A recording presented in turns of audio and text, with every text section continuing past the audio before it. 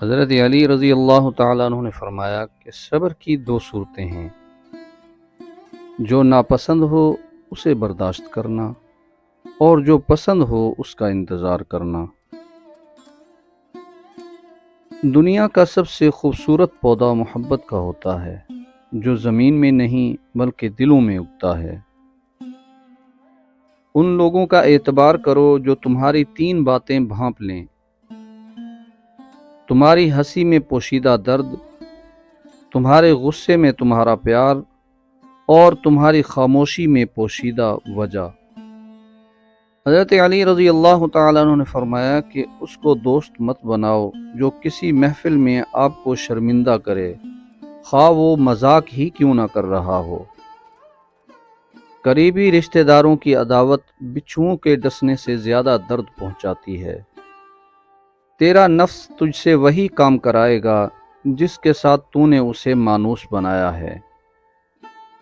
اور دوستوں کے غم میں شامل ہوا کرو ہر حال میں، لیکن خوشیوں میں تب تک نہ جایا کرو جب تک کہ وہ خود نہ بلائیں۔ لوگوں کو ہمارا دکھ نظر نہیں آتا، وہ بس ہمارا سکھ دیکھتے ہیں اور ایسا دیکھتے ہیں کہ نظر لگا دیتے ہیں۔ اگر کوئی تمہارا دل دکھائے تو ناراض مت ہونا، کیونکہ قدرت کا قانون ہے کہ جس درخت کا پھل زیادہ میٹھا ہوتا ہے لوگ پتھر بھی اسی کو مارتے ہیں۔ اگر سادہ یا پرانے کپڑے پہننے سے عزت میں کمی آتی تو 17 پیوند لگی قمیض والے حضرت عمر رضی اللہ تعالیٰ عنہ 22 لاکھ مربع میل کے حکمران نہ بنتے۔ ایک لقمہ پیٹ تک پہنچانے کا قدرت نے کتنا بہترین انتظام کیا ہے کہ گرم ہو تو ہاتھ بتا دیتے ہیں، سخت ہو تو دانت بتا دیتے ہیں، کڑوا یا ترش ہو تو زبان بتا دیتی ہے، اور اگر باسی ہو تو ناک بتا دیتی ہے۔